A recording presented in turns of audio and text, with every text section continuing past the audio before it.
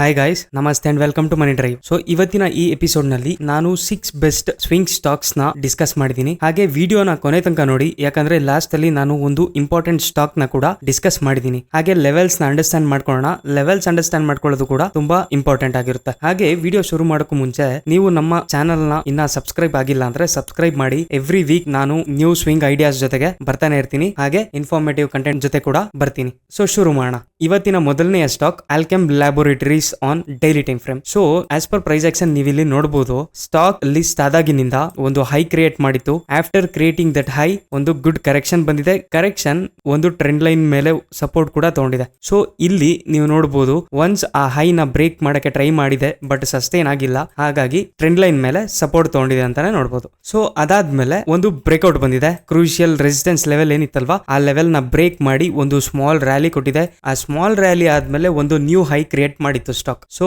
After making this new high ಒಂದು good correction ಬಂದಿದೆ. Good correction ಹಾಗೆ ಗುಡ್ ಕನ್ಸಾಲಿಡೇಷನ್ ಕೂಡ ಆಗಿದೆ ಸ್ಟಾಕ್ ಅಲ್ಲಿ. ಸೊ ಇಲ್ಲಿ ಆ ಲೆವೆಲ್ ನ ಹೈ ನ ಟಚ್ ಮಾಡ್ತು, ಬಟ್ ಬ್ರೇಕ್ ಮಾಡಕ್ ಆಗಿಲ್ಲ, ಸಸ್ಟೈನ್ ಆಗಿಲ್ಲ. ಪ್ರೀವಿಯಸ್ ಲೆವೆಲ್ ಅಲ್ಲಿ ಸಪೋರ್ಟ್ ತಗೊಂಡಿದೆ. ಹಾಗಾಗಿ ಸಪೋರ್ಟ್ ತಗೊಂಡು ಈಗ ನಾವು ನೋಡೋದಾದ್ರೆ ಈ ಕ್ರೂಷಿಯಲ್ ರೆಸಿಸ್ಟೆನ್ಸ್ ಲೆವೆಲ್ ಏನಿತ್ತಲ್ವಾ, ಆಲ್ ಟೈಮ್ ಹೈ ಲೆವೆಲ್, ಅದನ್ನ ಬ್ರೇಕ್ ಮಾಡಿದೆ. ಬ್ರೇಕ್ ಮಾಡಿ ಅದರ ಜೊತೆಗೆ ಒಂದು ಪಿನ್ ಬಾರ್ ಕ್ಯಾಂಡಲ್ ಕೂಡ ಫಾರ್ಮೇಶನ್ ಆಗಿದೆ. ಸೊ ಇಲ್ಲಿ ನಾವು ಸ್ವಿಂಗ್ ಟ್ರೇಡ್ ಇನಿಶಿಯೇಟ್ ಮಾಡಬೇಕು ಅಂದ್ರೆ ನಮ್ಮ ರಿಸ್ಕ್ ರಿವಾರ್ಡ್ ಕ್ಲೀನ್ ಆಗಿ ಮ್ಯಾನೇಜ್ ಆಗಬೇಕು, ಕರೆಕ್ಟ್ ಆಗಿ ಮ್ಯಾನೇಜ್ ಆಗಬೇಕು ಅಂತ ಹೇಳಿದ್ರೆ ನಾವು ಇಲ್ಲಿ ಪ್ರಾಪರ್ ಒಂದು ಈ ಲೆವೆಲ್ ಮೇಲೆ ರೀಟೆಸ್ಟ್ ಗೋಸ್ಕರ ವೇಟ್ ಮಾಡಬೇಕಾಗುತ್ತೆ. ಅದರ್ವೈಸ್ ಹಾಫ್ ಕ್ವಾಂಟಿಟಿ ಟ್ರೇಡ್ ಮಾಡಬಹುದು, ಫುಲ್ ಕ್ವಾಂಟಿಟಿ ಟ್ರೇಡ್ ಮಾಡಬೇಕು. ಒಳ್ಳೆ ರಿಸ್ಕ್ ರಿವಾರ್ಡ್ ಅಚೀವ್ ಮಾಡಬೇಕು ಅಂದ್ರೆ ಈ ಲೆವೆಲ್ ನಲ್ಲಿ ರೀಟೆಸ್ಟ್ ಗೆ ವೇಟ್ ಮಾಡಬೇಕಾಗುತ್ತೆ ನಾವು. ಓಕೆ ಗೈಸ್, ಇದಾಗಿತ್ತು Alkem Laboratories on daily time frame. So ನಮ್ಮ ನೆಕ್ಸ್ಟ್ ಸ್ಟಾಕ್ ನೋಡೋಣ, Pokarna Limited on daily time frame. ಪೊಕಾರ್ನಾದಲ್ಲೂ ನೋಡಿ, as per price action list ಆದಾಗಿನಿಂದ ಒಂದು ಹ್ಯೂಜ್ ರ್ಯಾಲಿ ಕೊಟ್ಟಿದೆ. ಆಫ್ಟರ್ ಆ ಹ್ಯೂಜ್ ರ್ಯಾಲಿ ಒಂದು ನ್ಯೂ ಹೈ ಕ್ರಿಯೇಟ್ ಮಾಡಿ ಒಂದು ಕರೆಕ್ಷನ್ ಕೂಡ ಬಂದಿದೆ. ಕರೆಕ್ಷನ್ ಎಲ್ಲಿ ಅಂತ ನೋಡೋದಾದ್ರೆ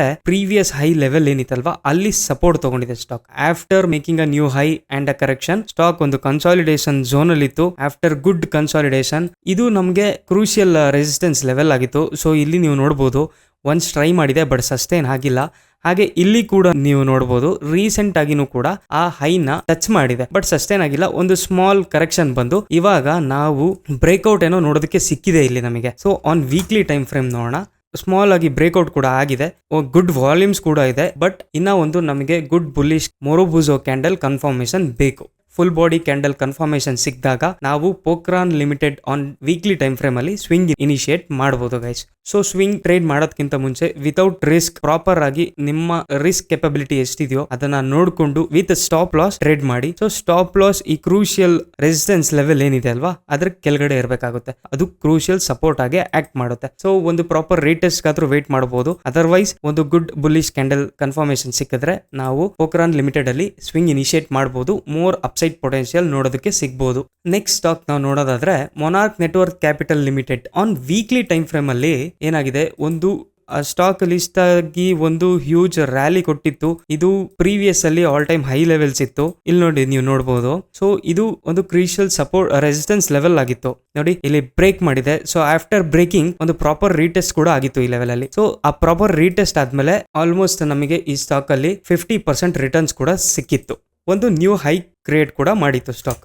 ಆನ್ ಡೈಲಿ ಟೈಮ್ ಫ್ರೇಮ್ ನೀವು ನೋಡೋದಾದ್ರೆ after making this new high create ಮಾಡಾದ್ಮೇಲೆ ಸ್ಟಾಕ್ ಒಂದು ಕರೆಕ್ಷನ್ ಗೆ ಬಂದಿತ್ತು, ಹಾಗೆ ಕನ್ಸಾಲಿಡೇಷನ್ ಅಲ್ಲಿ ಇತ್ತು. ಒಂದು ಟ್ರಯಾಂಗಲ್ ಪ್ಯಾಟರ್ನ್ ಕೂಡ ಬ್ರೇಕ್ಔಟ್ ಆಗಿತ್ತು. After breaking this triangle level ನಾವು ಹಾಫ್ ಕ್ವಾಂಟಿಟಿ ಟ್ರೇಡ್ ಮಾಡಿದ್ವಿ. ಹಾಗೆ ಈ ಫಸ್ಟ್ ಟಾರ್ಗೆಟ್ ನಮ್ದು ಆಲ್ ಟೈಮ್ ಹೈ ಲೆವೆಲ್ಸ್ ಇತ್ತು. ಈಗ ನೋಡೋದಕ್ಕೆ ನಮಗೆ ಆಲ್ ಟೈಮ್ ಹೈ ಲೆವೆಲ್ ಕೂಡ ಬ್ರೇಕ್ಔಟ್ ನೋಡೋದಕ್ಕೆ ಸಿಗ್ತಾ ಇದೆ. ಹಾಗೆ ಒಂದು ರೀಟೆಸ್ಟ್ ಕೂಡ ಬಂದಿದೆ ಅಂತಾನೆ ಹೇಳ್ಬೋದು. ಸೊ ರೀಟೆಸ್ಟ್ ಆದ್ಮೇಲೆ ಒಂದು ಪ್ರಾಪರ್ ನಮಗೆ ಗ್ರೀನ್ ಬುಲ್ಲಿಶ್ ಕ್ಯಾಂಡಲ್ ಕನ್ಫರ್ಮೇಶನ್ ಬೇಕು. After that green bullish candle Monarch Network Capital Limited ಅಲ್ಲಿ ನಾವು ಮೋರ್ ಅಪ್ಸೈಡ್ ಪೊಟೆನ್ಶಿಯಲ್ ನೋಡೋದಕ್ಕೆ ಸಿಗಬಹುದು ಗೈಸ್. ಸೊ ನಮ್ಮ ನೆಕ್ಸ್ಟ್ ಸ್ಟಾಕ್ ನೋಡೋಣ, Rossari Biotech Limited on weekly time frame ನೋಡೋಣ ಗೈಸ್. ಹೈಯರ್ ಟೈಮ್ ಫ್ರೇಮ್ ಅಲ್ಲಿ ರೊಜಾರಿ ಟೆಕ್ ನ ನೋಡೋದಾದ್ರೆ ಒಂದು huge rally new high create ಮಾಡಿತ್ತು. ಗುಡ್ ಕರೆಕ್ಷನ್, ಆಕ್ಚುಲಿ ಸಪೋರ್ಟ್ ತಗೊಂಡಿದೆ ಅಂತಾನೆ ಹೇಳ್ಬೋದು.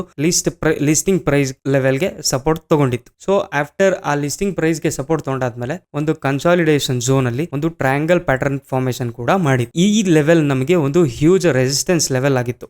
ಸೊ ಇಲ್ಲಿ ನಮಗೆ ಈ ಟ್ರಯಾಂಗಲ್ ಪ್ಯಾಟರ್ನ್ ನ ಬ್ರೇಕ್ ಮಾಡಿ ಒಂದು ಪ್ರಾಪರ್ ರೀಟೆಸ್ಟ್ ಆಗಿ ಈಗ ನಮಗೆ ಈ ಲೆವೆಲ್ ಏನಿತ್ತಲ್ವಾ, ರೆಸಿಸ್ಟೆನ್ಸ್ ಲೆವೆಲ್, ಇದನ್ನ ಬ್ರೇಕ್ಔಟ್ ನೋಡೋದಕ್ಕೆ ಸಿಗ್ತಾ ಇದೆ ಈ ಸ್ಟಾಕ್ ಅಲ್ಲಿ. ಈ ಸ್ಟಾಕ್ ಅಲ್ಲಿ ನಮಗೆ ಮೇಜರ್ ಆಗಿ ಕ್ರೂಷಿಯಲ್ ರೆಸಿಸ್ಟೆನ್ಸ್ ಅಂತಾನೆ ಹೇಳ್ಬೋದು. 1000 ರೂಪೀಸ್ ಲೆವೆಲ್ಸ್ ಅಲ್ಲಿ ಒಂದು ಕ್ರೂಷಿಯಲ್ ರೆಸಿಸ್ಟೆನ್ಸ್ ಲೆವೆಲ್ ಕೂಡ ಇದೆ. ಇನ್ ಕೇಸ್ ಈ ಕ್ರೂಷಿಯಲ್ ರೆಸಿಸ್ಟೆನ್ಸ್ ಲೆವೆಲ್ ನ ಸ್ಟಾಕ್ ಬ್ರೇಕ್ ಮಾಡಿದ್ರೆ ನಾವು ಮೋರ್ ಅಪ್ಸೈಡ್ ಪೊಟೆನ್ಷಿಯಲ್ ನೋಡೋದಕ್ಕೆ ಸಿಗುತ್ತೆ Rossari Biotech Limited on weekly time frame ಅಲ್ಲಿ.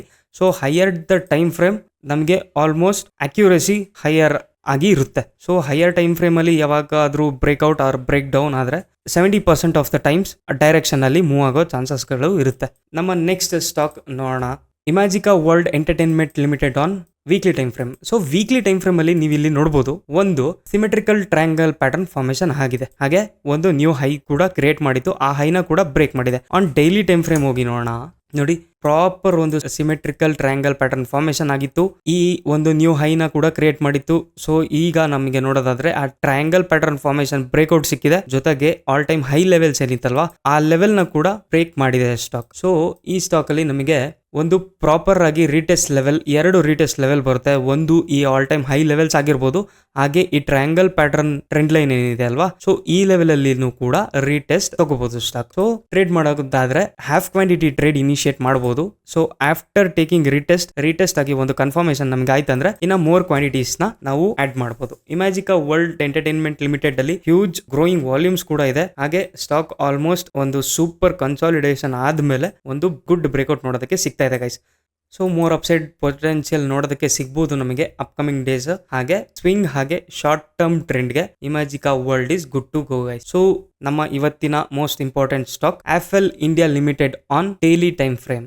So Affle India Limited on daily time frame ಅಲ್ಲಿ ನೋಡೋದಾದ್ರೆ ಸ್ಟಾಕ್ ಬಂದು ಆಲ್ಮೋಸ್ಟ್ 1064 ಡೇಸ್ ಆದ್ಮೇಲೆ ನಮಗೆ ಬ್ರೇಕ್ಔಟ್ ನೋಡೋದಕ್ಕೆ ಸಿಗ್ತಾ ಇದೆ. Okay, so as per price action ನೋಡೋಣ, ಸ್ಟಾಕ್ ಲಿಸ್ಟ್ ಆದಾಗಿಂದ ಒಂದು ಹ್ಯೂಜ್ ರ್ಯಾಲಿ ಬಂದಿದೆ.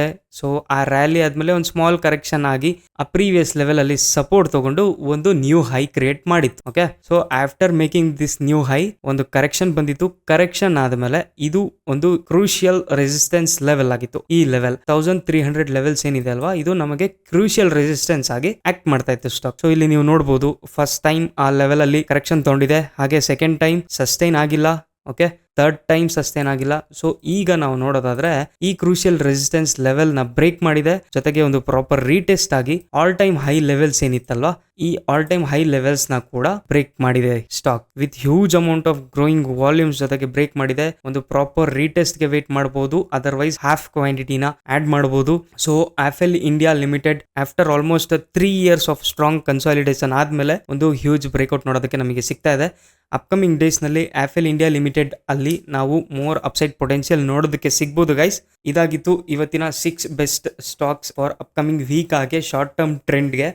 ವಿಡಿಯೋ ಇಷ್ಟ ಆಗಿದ್ರೆ ಕಮೆಂಟ್ ಸೆಕ್ಷನ್ ಅಲ್ಲಿ ತಿಳಿಸಿ, ಹಾಗೆ ಏನಾದರೂ ಡೌಟ್ಸ್ ಕೂಡ ಇದ್ರೆ ಕಮೆಂಟ್ ಮಾಡಿ ತಿಳಿಸಿ.